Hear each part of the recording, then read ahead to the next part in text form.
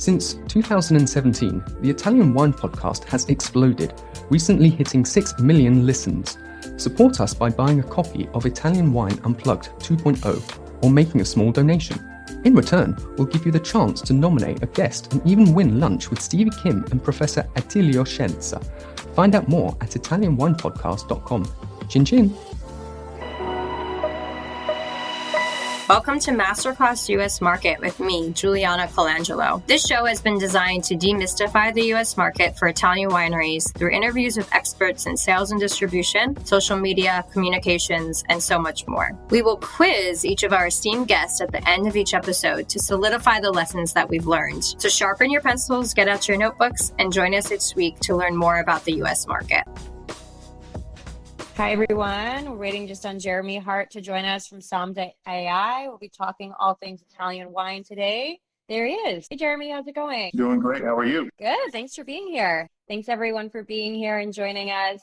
We're here with Somm.ai and Jeremy Hart talking all things Italian wine sales and the on-premise in the U.S. market. So please send in your questions. I'll be moderating the chat for Jeremy about what's happening in Italian wine in the on-premise. So Jeremy, before we get started, tell everyone who you are and a little bit about Somm.ai. So I came from the supplier side. I did that for 7.5 years, managed 56 brands, 400 SKUs, did all kinds of stuff within that. So I actually come from the selling world of wine. During the pandemic, launched a company with my buddy David. And so we harvest wine menus. Target about 45,000 on-premise accounts in the U.S.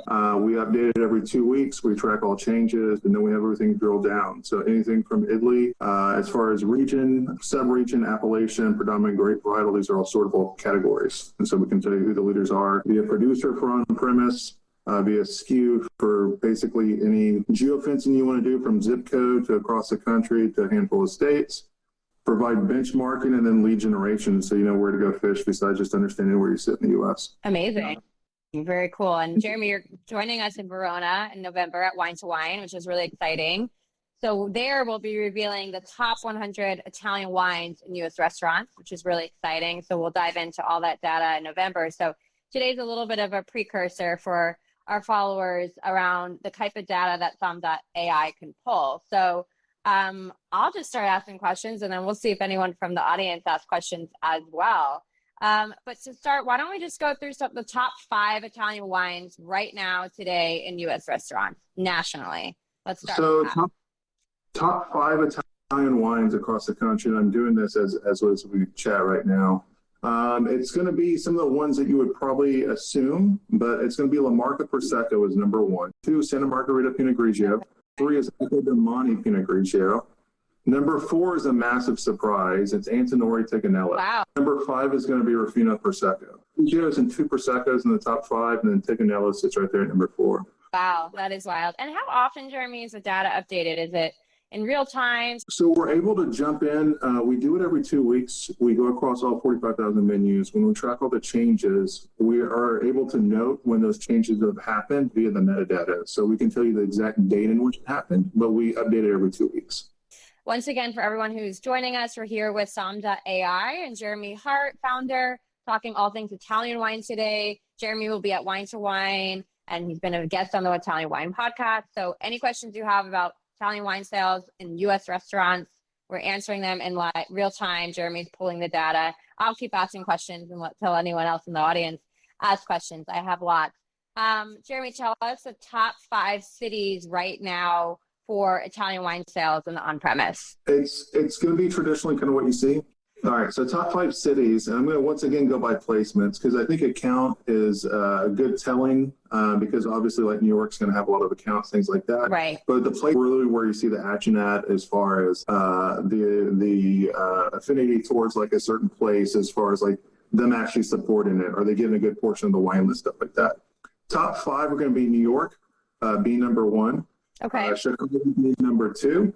San Francisco is number 3, Los Angeles number 4, and then DC is actually number 5. Okay, probably around what we'd accept. So top 5 cities for Italian wine right now in the U.S.: New York, Chicago, San Francisco, DC, Los Angeles. One of the neat things of the platform is that you can also drill in and find where the value is at places that might be currently overlooked. Right. So Portland's actually in here for like a top 15.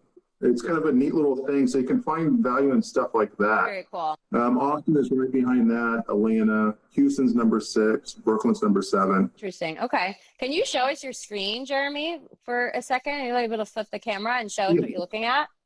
And so from here, the really interesting part on here too, as well, is you can also see the average price point, net ads, and you can see it via the last year. And you can look at this how you want to see it. Percentage of change as well. And so sometimes you're looking at a particular market and you're like, all right, they're plus 2,676 net ads the last year. That's a huge number. But for New York, that's a 4.6, which is still insane growth. And that's really, really exciting to see. And then you can also see things like this to where you can look at this stuff kind of macroly, where we can do like show summary, and then you can get the exact number of what you're actually looking at as far as a trend. Very cool. Okay. So let's talk trends now. In 2023, what Italian wine categories have seen the most growth in the U.S. on-premise? All right. So for Etna is actually one of the biggest growing as far as net ads. Okay. And so the net ads, I think, is really a good way of looking at it. Percentage of change is also pretty telling to be able to see them hand in hand. But as far as for the most growth, they're actually the number 5 Etna is. And so the last year, they're plus 345 total placement. And they're number 5 overall in Italy? As far as for appellation. And what's the number 1? Barolo. Okay. So we've got Barolo number 1 by appellation. Yep. Brunello? We have Tuscan IGT. And so Super Tuscan is a category. And it's not like kind of traditional appellation, but it's something that we're able to track. And so Tuscan IGT is number 3. Then number 4 to me is very, very exciting because I absolutely love Chianti Classico. Chianti Classico is number 4. Great. Love to hear that. Chianti Classico number 4, and then Etna number 5. So that's where we're seeing the most growth in terms of Italian wine by appellation. Yes. Okay. So those are the top 5. Okay. Next, can we see the top growing cities by placements? You told us the top 5 cities overall by number of placements, but how about the top 5 cities that have experienced the most growth in 2023? So the most growth within the platform, let's see here. New York is number 1. It's still number 1. And that's going to go by net ads. And that's going to, so New York, Chicago's number 2. Okay. There's Boston is on here as well. And so that's going to be number 4. And then we also have on Denver as well. Italian Wine Podcast, part of the Mama Jumbo Shrimp family.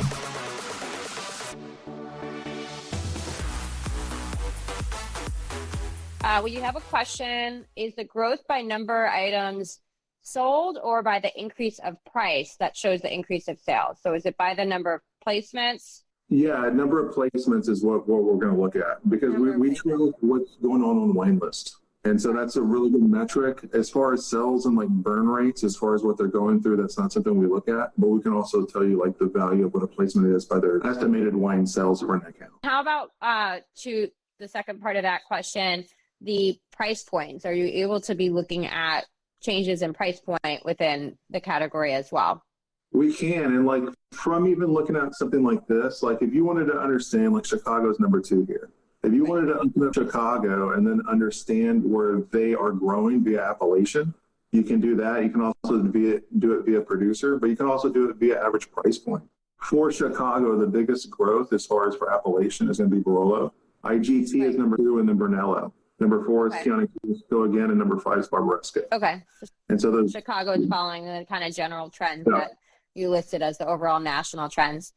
Just to everyone who's with us, we're here with Somm.ai and Jeremy Hart, talking all things Italian wine and data trends in the on-premise in the U.S. market. Jeremy will be joining us at Wine2wine this November in Verona. He's been a guest on the Italian Wine Podcast, and he's here to answer all of our questions about Italian wine in the U.S. market, specific to the on-premise.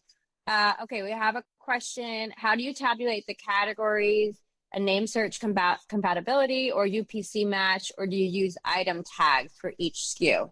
We use item tags for each SKU. So essentially, we know when we see anything on a wine list, we can use the indications around where it would sit on a wine list. Like if it's a producer that carries like 5 different wines, if it's sitting within red versus white, on the wine list, we can deduct which wine that could possibly be.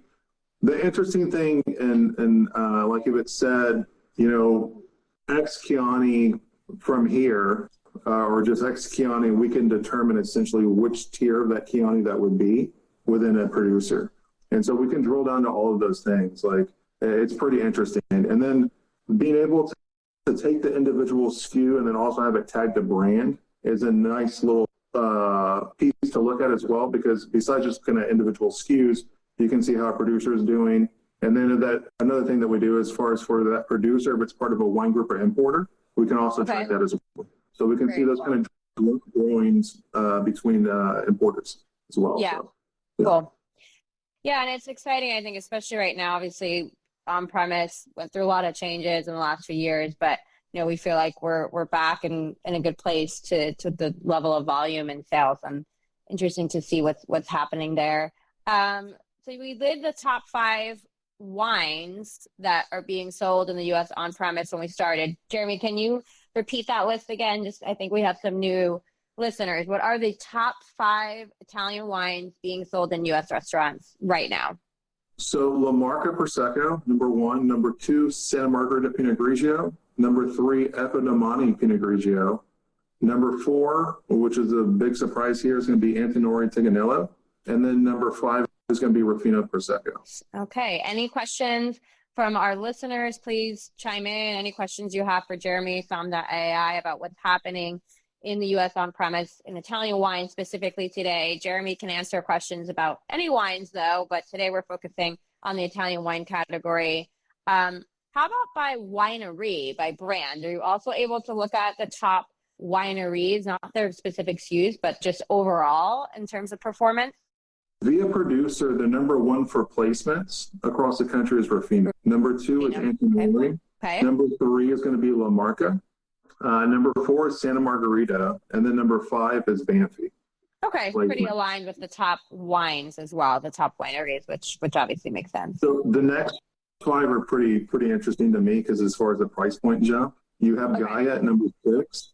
You have Ornellaia at number 7. Wow, okay. Vietti at number 8. San Guido at number 9, and then Epidemani is number 10. Interesting. Okay. So really quite a range in that top 10 list of high and low. We're not seeing as much sort of mid-level, it seems like. This is an interesting thing. I want to say this really quick. We can actually see the average price point per producer. Okay. And so looking at Ruffino, average price point in the market on a wine list is $48. Okay. Next to that is going to be Antinori at 107. That's number 2. Number 3, La Marca, 48 again. Okay. Ruffino, they're basically in line.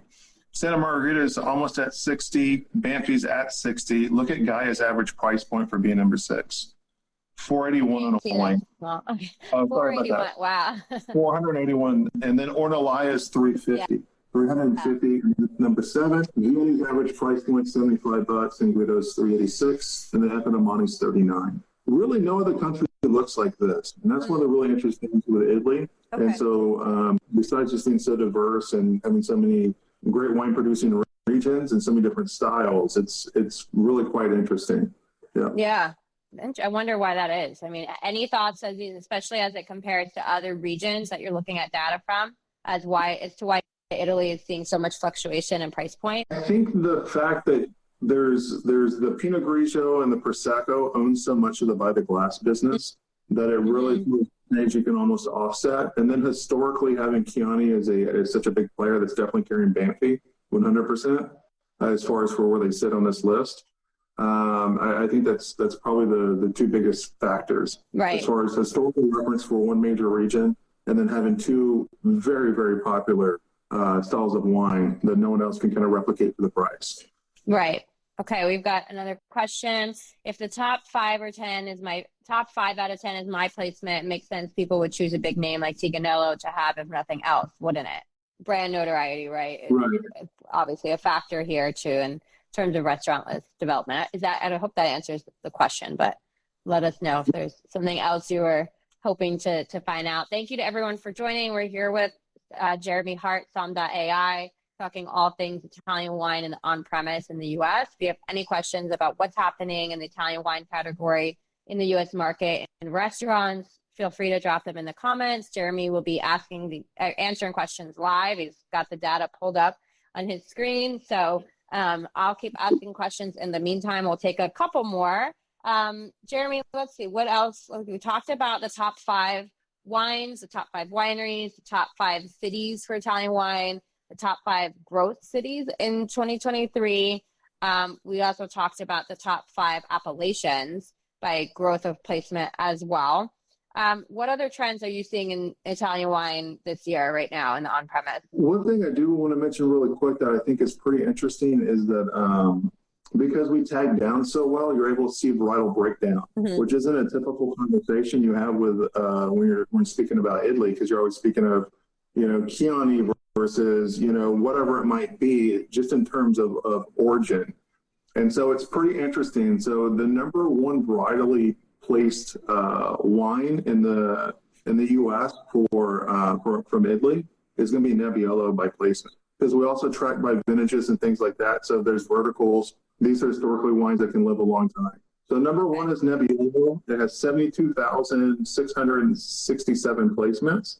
Number 2 is Pinot Grigio. And that's 50,000, so a huge jump down, almost 22,000 down. This is top placement, top number of top placements by varietal, correct, Jeremy? Right. That's what you're listing right now? Okay. Right. And then number 3 is going to be Sangiovese at 50,000, so almost tied with Pinot Grigio. Okay. Right below that one is going to be Sangiovese Blend, which is about 40,000. Okay. Galera is number 5 on the list, and that's about almost 38,000 placements in total. Okay. Corvina Blend is right after that one, and that's a big jump down. That's 10,000 down, so now you're at 26,000 placements.